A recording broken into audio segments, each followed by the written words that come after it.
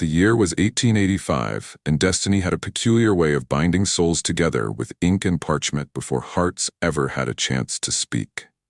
That's precisely how Marcus Brennan and Eliza Whitmore found themselves standing before Reverend Thompson on that sweltering August afternoon in Copper Ridge.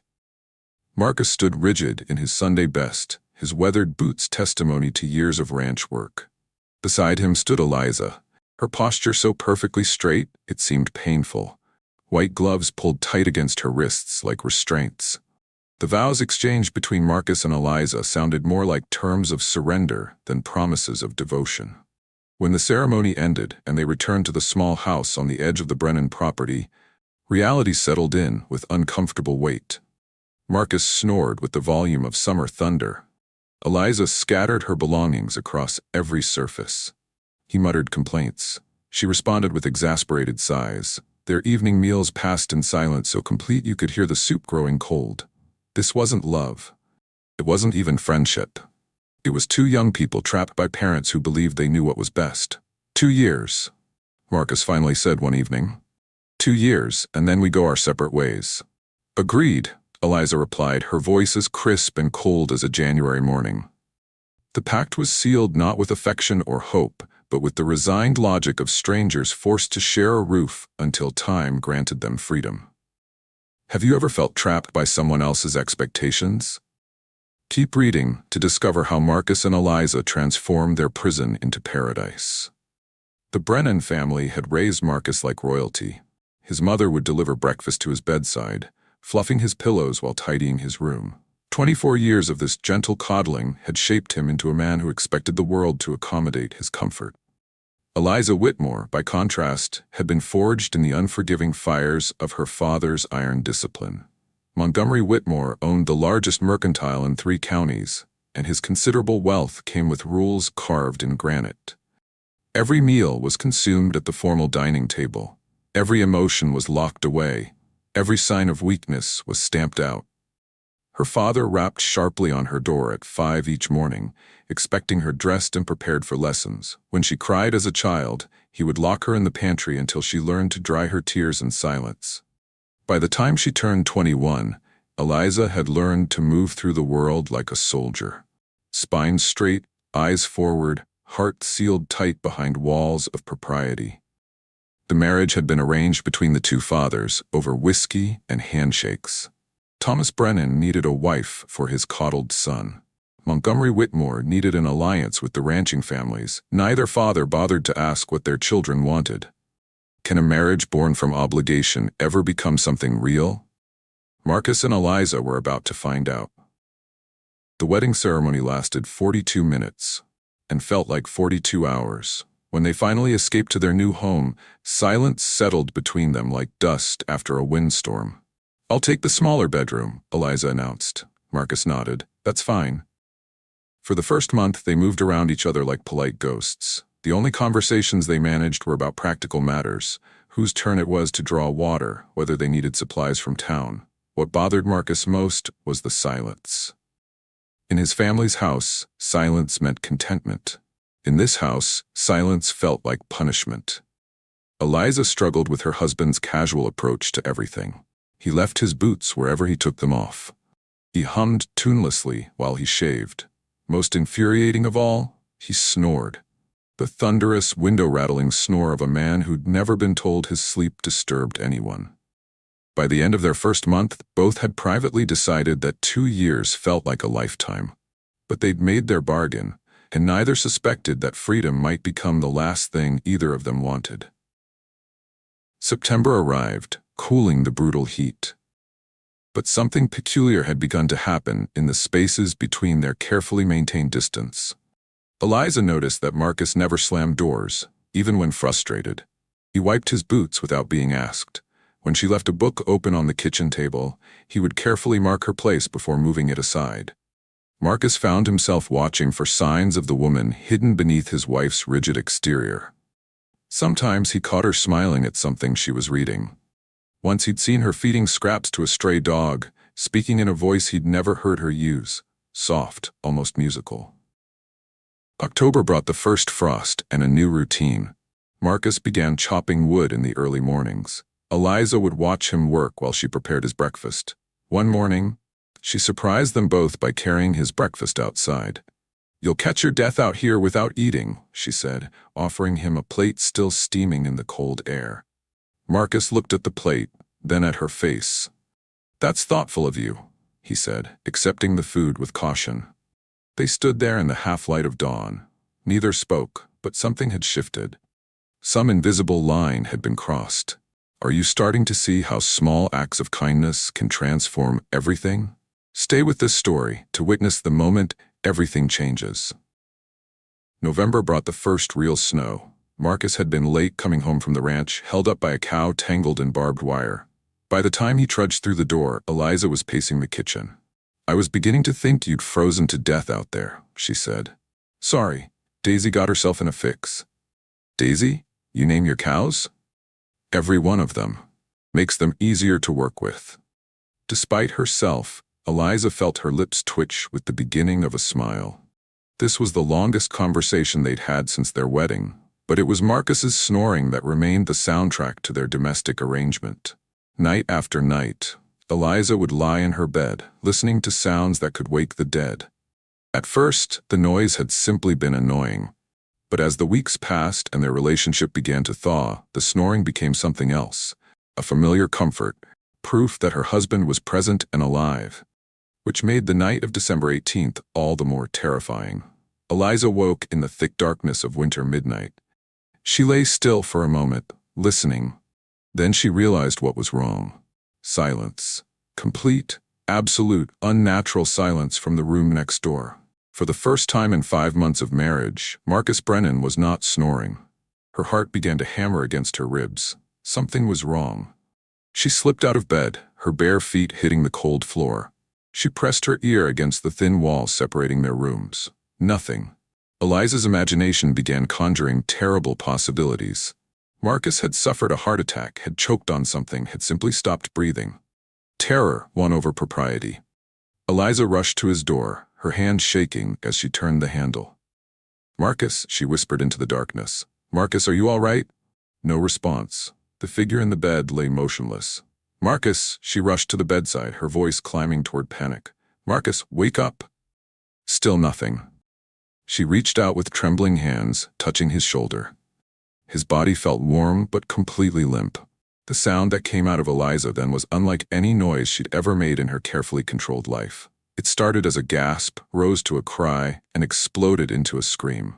She shook his shoulder with both hands, calling his name over and over. "Help!" she screamed. "Someone help! Please, God, someone help!" She was sobbing now, great gulping sobs. 20 years of her father's training in emotional discipline crumbled like a dam in flood season. "Marcus, please, please don't be dead. Please don't leave me alone." And then, like a man rising from the bottom of a deep lake, Marcus Brennan opened his eyes. "Eliza?" His voice was thick with sleep. "What in the Sam Hill?" She collapsed against his chest, still sobbing, her relief so complete it left her boneless. "Oh God. Oh, thank God. I thought you were dead." Marcus struggled to sit up. "Dead? What are you talking about?" "You weren't snoring," the words tumbled out between sobs. "You always snore, but tonight you were so quiet, and I thought. Understanding dawned on his face. He looked down at this woman, his wife, who was clinging to him.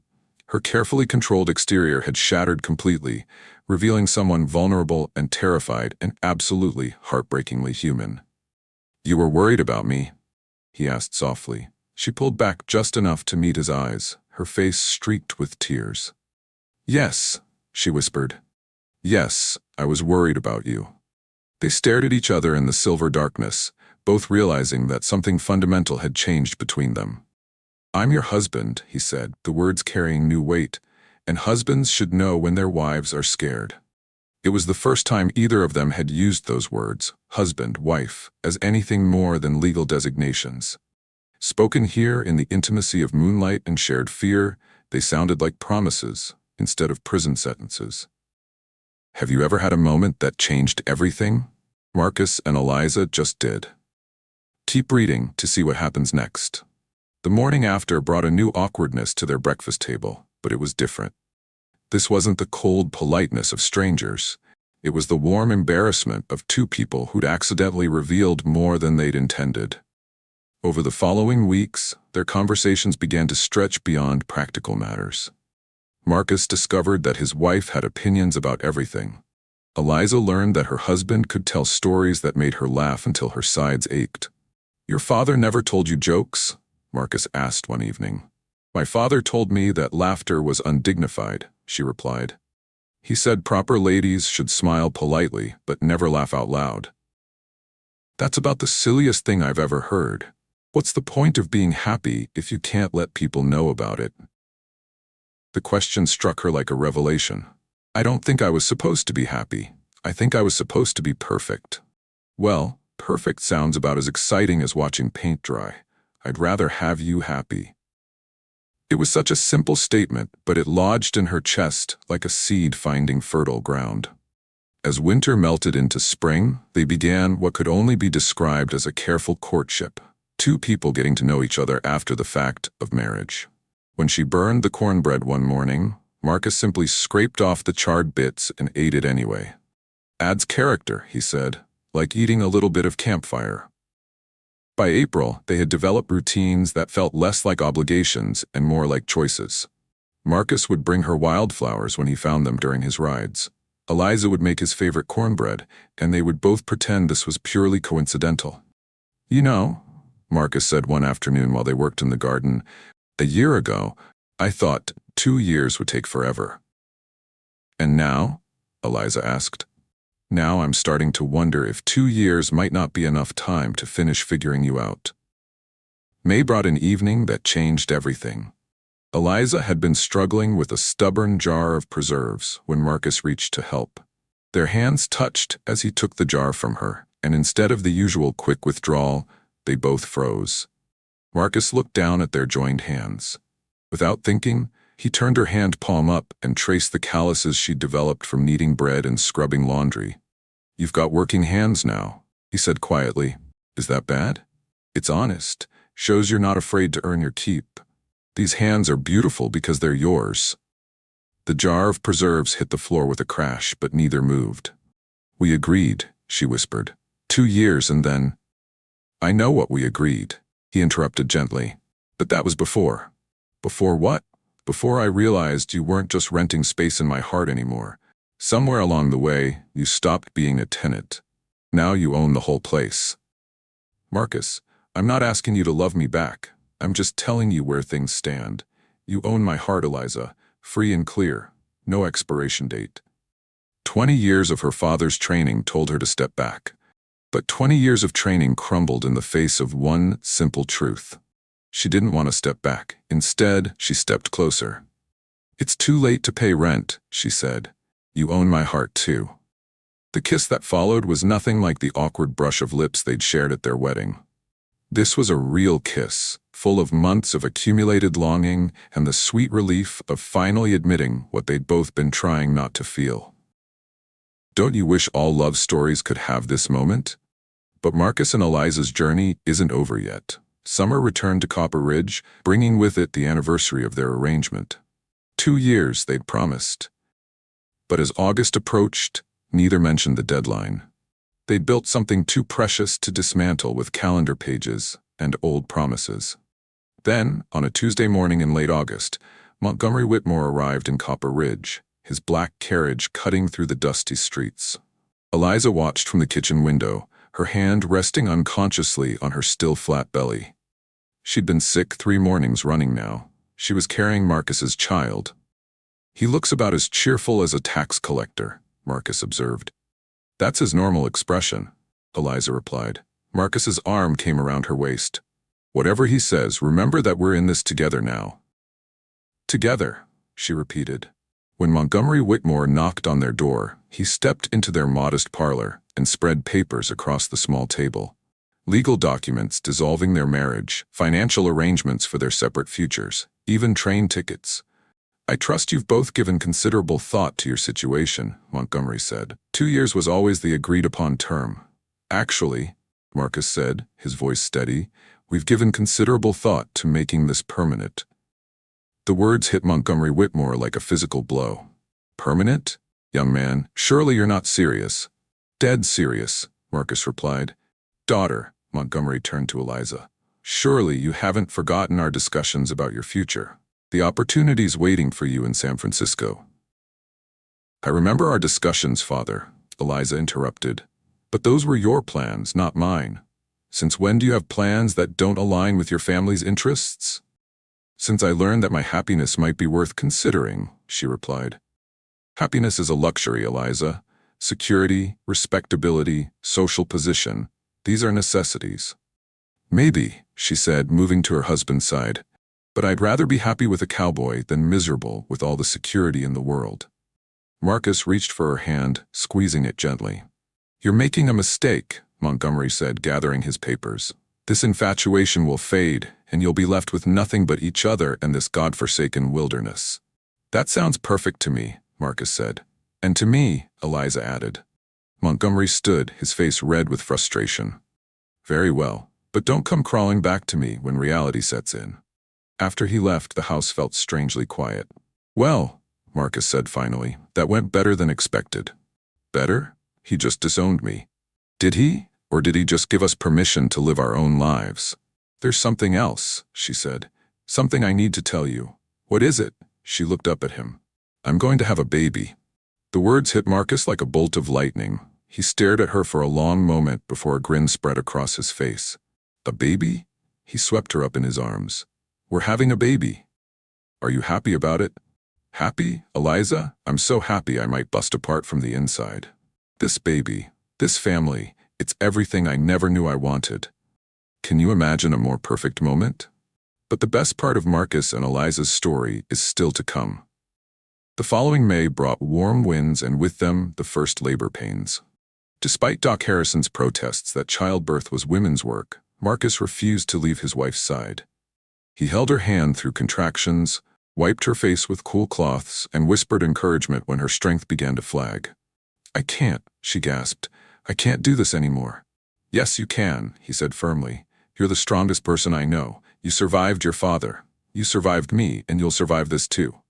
When their son finally arrived, screaming and red-faced and perfect, Marcus cried openly. Look at him, he whispered. Look at our son. He's perfect, Eliza whispered, exhausted but radiant. 3 months later, when baby Samuel had settled into a routine, Eliza found the original marriage papers tucked away in her father's abandoned documents. She held them over the fire one evening while Marcus rocked their son to sleep. What are you doing? He asked. Burning a contract we don't need anymore, she replied, watching the papers curl into ash. We own each other now, free and clear. Forever? He asked. Forever, she confirmed. Outside, crickets sang along Copper Creek, and a soft night wind moved through the cottonwoods. But inside their small house, 3 hearts beat in perfect rhythm, and nobody was keeping time anymore. What started as a prison sentence became the greatest love story Marcus and Eliza could have imagined.